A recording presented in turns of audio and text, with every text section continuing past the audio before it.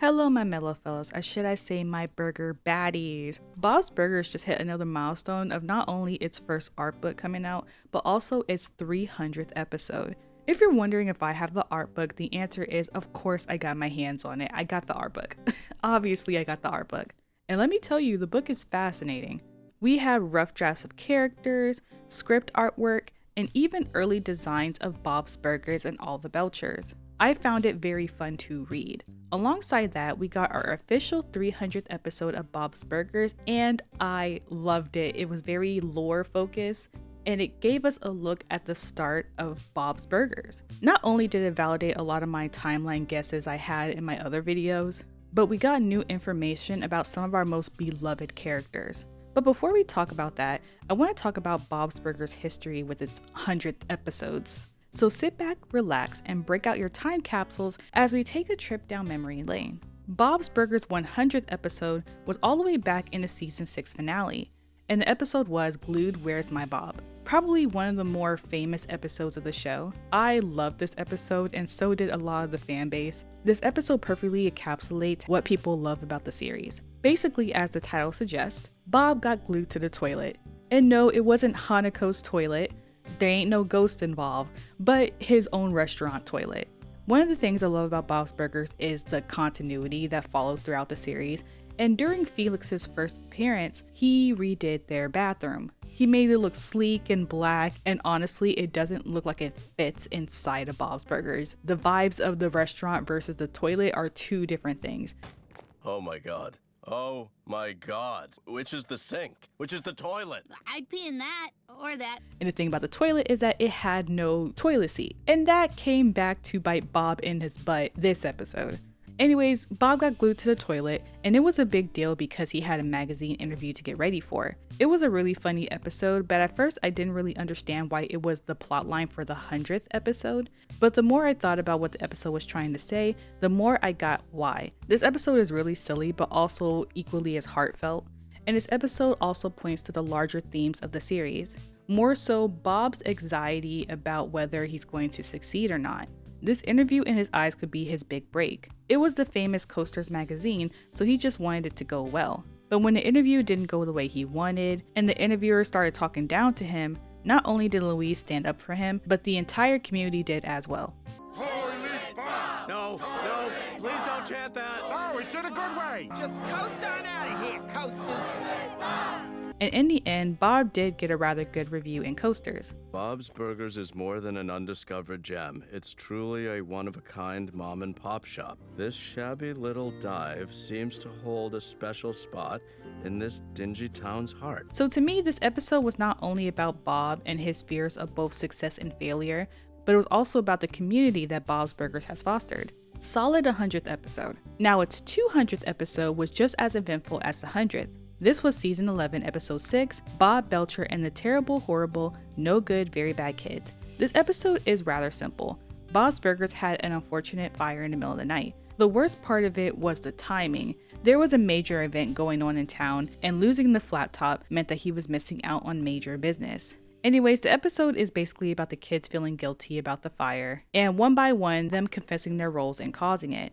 But it turns out in the end, it was actually Hugo who caused the fire. So the kids were vindicated, though they didn't really help the situation with their antics. It was a fun episode for sure and had a lot of twists and turns to it. Though I will say I did like the 100th episode a lot more than this one, but I still like this episode. Now finally, this season, we were blessed with the series' 300th episode. Out of the three, this one was hands down my favorite. Not only do we get backstory to the beginning of Bob's Burgers, but we also get so many cool mini lore dumps in this episode as well, which is great for a channel like mine, where we do deep dives and look into characters and themes and all that junk. We love to speculate over here, so it's nice to get some proof of some of our theories. So let's go over the 300th episode together. This episode starts off with Bob raising his prices for the first time in a decade. He's nervous about it and views it as a big change. Now, Bob has always had big anxieties about how he runs his business. The famous $100,000 investment mishap, turning down the beachfront property that Felix offered him, turning down the expansion that Mr. Fisholder offered him, and even getting a new counter in the comment episode had him doubting himself. And now what's got him downing himself is him raising his prices. Any big change involving Bob's business makes him panic, which I can relate to. My videos take so long because I'm a perfectionist. I will rewrite a video several times over before I ever put out a video that I don't like. And then afterwards, I will still overthink it while I'm editing. Can I tell y'all something? I truthfully did not think people would care about my Jimmy Jr. video or my Mr. Ambrose video. I loved them, but I didn't think people would like them as much as they did. And thankfully, I was dead wrong. My Jimmy Jr. video is my most popular video on my channel, and my Mr. Ambrose video was the most fun video I made so far. I swear, every time I put out a video, I'm like, they ain't gonna like this. They're not gonna care about this. And then y'all end up liking it. Basically, I overthink, I say, oh my god, this ain't gonna be good. I put it out, you guys like it, and afterwards I'm looking at myself like, girl, what were you even thinking? So when it comes to us overthinkers, you really have to be careful picking when you should listen to yourself or not.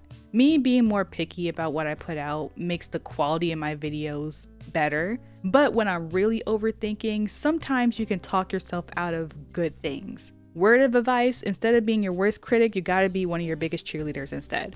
Don't do the troll's job for them. That's what I keep having to tell myself. But Bob really struggles with this too, especially when it comes to his business. His fear of failure holds him back from so much success, and something as simple as a price change is just too much stress on him because all he can think about is the catastrophe of it going wrong, even if it is just an extra dollar. As usual, Linda is gently pushing Bob to make the change. While Bob is scared of risk, Linda is ready to embrace the change. Like she always is, honestly. Linda thinks more logically than Bob when it comes to business. In order to afford living, they need to slightly raise their prices. Simple as that to her. Even in the other examples I listed earlier, Linda was on the opposite side of the spectrum. She wanted the $100,000 investment. She wanted the condos to be built to increase business. She wanted the restaurant expansion, and she was happy about the new counters. Honestly, between the two of them, Linda is the more business savvy one, while Bob is more creative. Linda is always trying to come up with new ideas to bring people in. She embraces holidays and town events, which brings in the locals. And she's always looking for more ways to grow Bob's Burgers as a business. And that's not to say that Bob is like a horrible businessman. It's just that he's more of a stubborn artist, as Mr. Fish Odor would say. You're not a businessman. You don't care about customers and money. Ha! No, I do. No, you are an artist. A beef artist. A beef artist. A poet. He's a chef who loves to experiment with food and being creative. And a part of being an artist is having a struggle between authenticity and making a profit. Bob wants to have integrity and is very stubborn about how he runs his business. He does want success, as we saw in the Toilet Bob episode with the Coasters magazine, and an episode where Felix promised him the beachfront restaurant of his dreams. But Bob is also simultaneously scared of that level of success, because bigger businesses means bigger responsibilities, and that leaves way more room for failure. And failing is Bob's biggest fear. It's such a big fear that even the kids know about it. You think we don't know about all that stuff? Your failure fears? We know about the secret failure dungeon in your butt. Wait, you do? I mean, yeah, you drop the F-bomb sometimes, a lot, all the time. Bob is big on running his business with integrity and pride. He doesn't want to find ways to cut costs or short the customer or get subpar meat or anything more than most food corporations are willing to do. Bob runs a true mom and pop shop and values quality over money. But what we did have was a promise we made to our customers and ourselves Oh boy, here we go. that we'd never compromise on quality. Never, never, never, never, ever. So sometimes then? No, Gene, never, ever. So yes, to Bob, raising the prices feels like he's somehow betraying his customers by asking more from them. But we all know that when it comes to small businesses, you should charge what you're worth. Because if people want to support you, they're going to support your product by paying a fair price. Anyways, the point is, Bob is at a constant war with his big dreams and his big fears. He sees every change in his business as make or break, but realistically, without some level of risk, there's hardly any room to grow either. He doesn't want to sell out and be a Jimmy Pesto, who yes, is very successful, but he's also a total fraud, and his food sucks. Even though Bob is always fighting with his dad, Bob also runs his business similar to Big Bob. Big Bob isn't a creative artist like Bob is. He's been doing the same menu and serving the same customers for over 40 years. And while Bob is a creative who likes experimenting with his food and having burgers of the day, Bob also has that same stubbornness that Big Bob has when it comes to how they run their business. They're both very slow to change and stuck in their ways. That's why having Linda around is so vital for the success of their restaurant. Without her to push him, Bob would have ran himself out of business a long time ago. Speaking of Linda, this episode is so important to her as a character, and I'm glad this episode focused on what Linda did for the restaurant because some fans don't give her the respect or credit that she deserves. People tend to say it's Bob's restaurant and sort of treat Linda as like she's an annoying free employee there or just the wife. In reality, this is Linda's restaurant just as much as this restaurant is Bob's. It doesn't matter whose name is on the door, it's both of their restaurants. Without Linda, there would be no Bob's Burgers. She's not just these support pillars holding him up, she's the foundation of this place as well. And this episode shows just how much work she's put into this restaurant and how instrumental she was in making this whole thing happen. She wasn't just a passive wife who's following her husband and making his dreams come true. This was her dream too. So to all those who kind of downplay Linda's importance to the restaurant, this episode shows that y'all just dead wrong. As Beyonce would say, she's not just his little wife. Linda is an active partner who makes things happen, which is an important contrast to Bob, who's too paralyzed to take leaps of faith. She's just the push he needs to realize his dreams. When it comes to how this whole thing started, Linda was the one who discovered the current location of Bob's Burgers while she was out walking around the wharf. She went home and told Bob immediately. They had an apartment similar to Gail's current one. At the time, Bob was working as a line cook, a job he hated doing. He also hated making surf and turf. Linda worked as a receptionist for an insurance company. She hated that job too, because people were cold and unfriendly there. The whole reason she even went to the wharf was to ride roller coasters and blow off steam after having a bad day at work. And that's when she saw the perfect place for the restaurant. Also, if you were wondering, they were already married by this time. Bob ended up loving the space when they went to go see it, which meant that they would have to try and lock down the space as soon as possible. We also get a surprise glimpse at the roller skating guy, but instead of his usual swimsuit and skates, he was in a suit. I never in my life thought I would see that man covered up. Did I expect an origin story of him? No. Do I love it? Abso-freaking-lutely. So our Speedo guy used to be a trial lawyer, and the job was soul-sucking and killing him from the inside. My stomach feels weird too, but maybe that's just because I'm not cut out to be a trial lawyer. Poor guy. He's like on the brink of a mental breakdown right now. We also see a younger Mr. Fischoeder. His hair wasn't even fully white yet. But even back then, he was still torturing his poor carnies and thriving off of his unsafe rides. They asked him about the space, but they didn't have a ton of stuff going for them. Mr. Fischoeder saw them as red flags financially, but seeing Bob reminds him of his father. Something that is very consistent with Mr. Fischoeder's character. Because of his instant liking to Bob, he was willing to give Bob the space as long as he got his finances in order. Mr. Fischoeder had other people who was interested in the space, but already Bob was getting special treatment from him, which again is something very consistent in the series. They still have this type of connection to this day, where Mr. Fischoeder kind of sees Bob as a fatherly figure even though he's significantly older than Bob.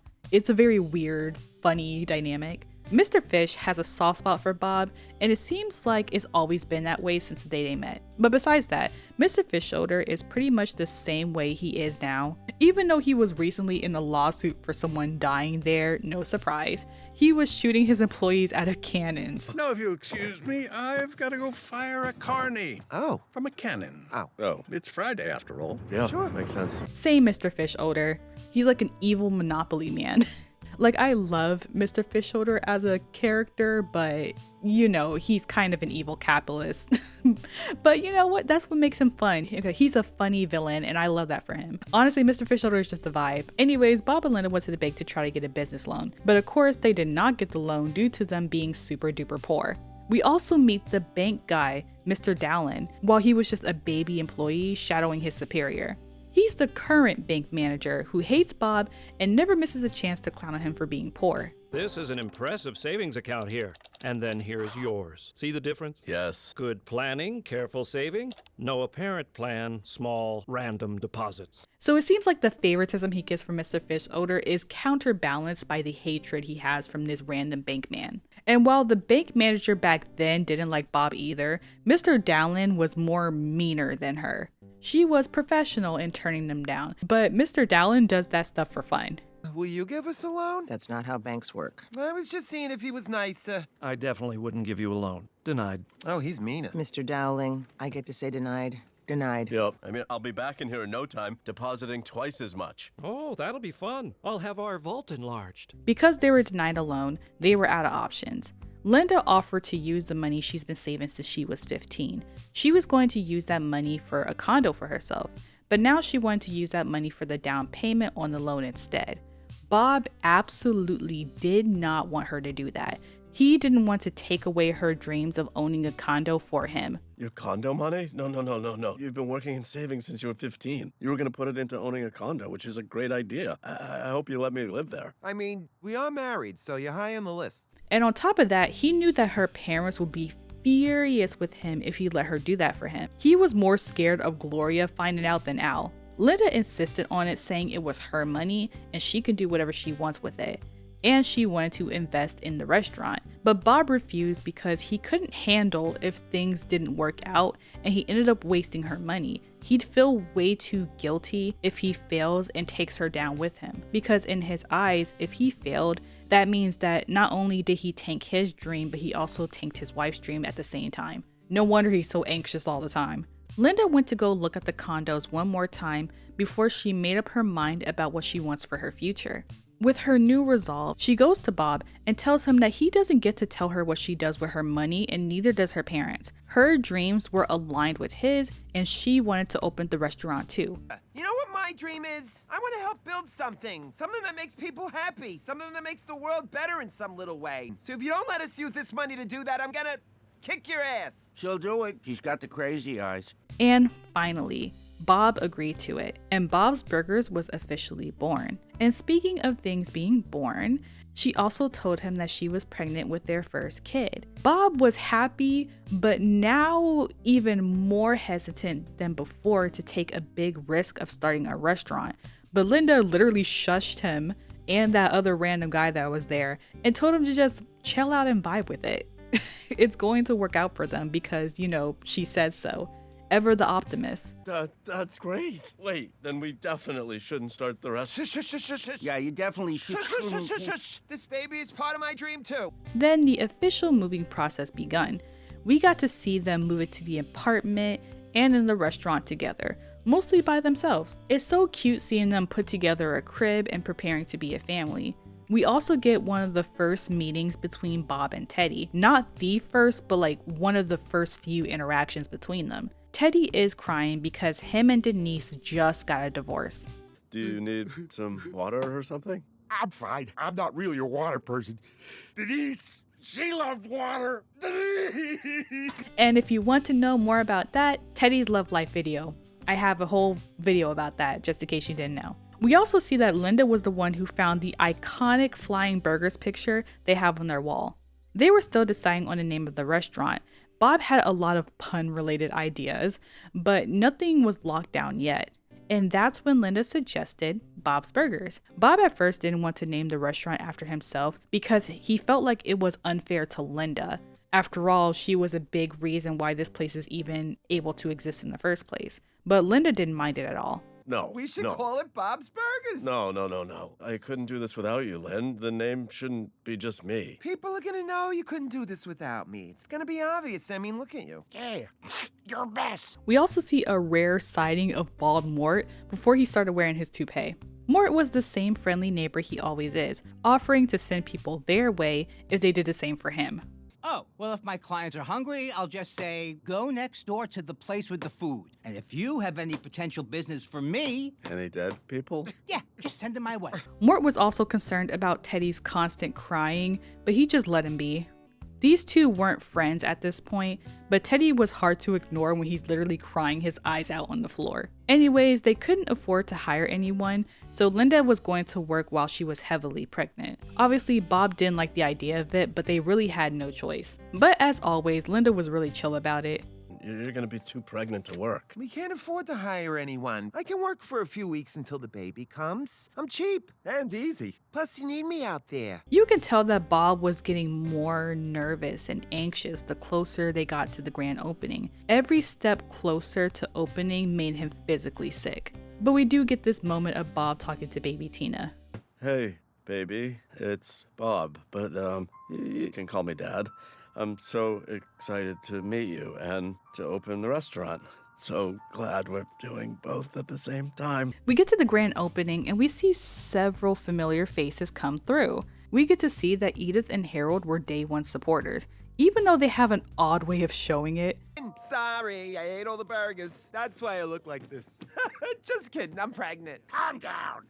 They hardly come to eat there nowadays, but it's nice to see them supporting local businesses. Mort also came by the grand opening with his first ever toupee. Linda noticed right away, but she tried to play it off. She was not a fan of it. And Mort the mortician is here too, and he's wearing a toupee. Not a need to know, but I just didn't want you to see it and get scared. Thank you. Teddy came by the grand opening as well to make sure his shoddy work actually held up. Again, he was going through a rough time, so he did not do a good job installing the booths and counters. That's when he saw Mort's hairpiece, and he was not a fan of it either.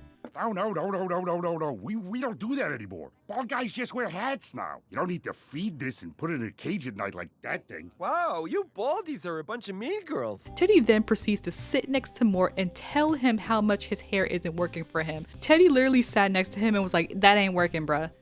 It's not cute. He wanted him to take it off immediately. But Mort ignored him and felt optimistic about his hair. It's never gonna work. I think it's gonna work. Not a chance. I'm feeling good about it. And this is what officially starts the Teddy and Mort saga, Teddy being shady to Mort, while Mort remains chill and kills him with kindness. Which is a dynamic that I explored in my Teddy Part 2 video. I talked a lot more about that. Anyways, Bob struggled through the first day of the opening. He was constantly throwing up and was so nervous he can barely even cook. He was a total wreck. He had to take a few breaks outside to get himself together. He knew he was a mess and tried to get himself to go back inside, but he was already caught in this shame spiral of thinking he was blowing it and letting everybody down. After he talked himself down, he decided to go inside and try again. He went inside feeling a little better after getting a pep talk from his ground beef. Linda was currently serving a bunch of free fries to distract everybody while Bob was having his little meltdown. And once he was done, he was ready to start serving the customers. Bob finally started to do well, but that was until he saw how full the restaurant was, something that he'll probably never see again. No shade. And then the performance anxiety sets back in all over again, and now we're back to square one. While he was puking all over his clothes, Linda's water broke because of course it did. Yes, Tina was born on the grand opening day of Bob's Burgers. I guess Tina had to come early to see the restaurant she's been hearing so much about. So they obviously had to leave to get Linda to the hospital. And this is when Bob gave Teddy the keys to the restaurant to lock up for him. And I'm suspecting this may be the same spare keys he never gave back. Teddy, would you mind locking up? Okay. The keys to the restaurant are in my pants. Use the key we gave you that one time that you never gave back to let yourself in. Oh my God, the key! No! Anyways, they apologized and let everybody have their food for free and left for the hospital. At the hospital, Bob was worried about their future. He didn't do well today, and he was afraid that he'd be the reason everything will fall apart. What if it keeps happening? What if I'm never not always throwing up? If it all fails, it's everything. All your money, your life, her life. Aw, Bobby, I really wish I could get you an epidural. But we don't have time for that right now because Tina is ready for her own grand opening to the world. We then see a scene of baby Tina being born. Linda did great and got herself a little pudding cup afterwards as a reward. Bob thanked Linda for her hard work and told her that she did amazing. And we got to see Bob holding Tina for the first time. It was adorable. Look at her, she's so small. She's so tiny. And you can tell by Bob's demeanor that he's noticeably more grounded than he was earlier. While she ate her pudding, Linda was already planning on another grand opening with less birthing this time. It's funny to know that Linda was the first person in this restaurant to have her water broken. Then it was Mudflap, and then it was that random lady in that one episode. If you're pregnant, don't step in Bob's Burgers or your water will just combust instantaneously. Anyway, she asked Bob if he'd be up for another grand opening, and surprisingly, he said yes. He thought Tina being born would make him even more nervous, but it actually had the opposite effect on him. I don't have to be in my head anymore. I just have to be what she needs. And she needs me to be not scared, so I won't be.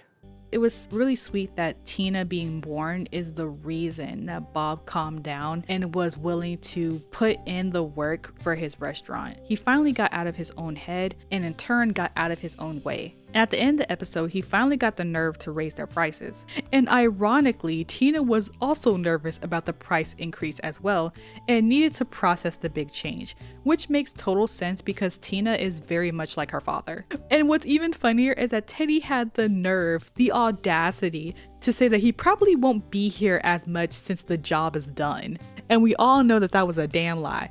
Thank you. Had to have one more burger in here, you know? Probably won't see me much more after this, though. No offense. I'm more of a burrito guy. Little did they know that they will never get rid of Teddy again.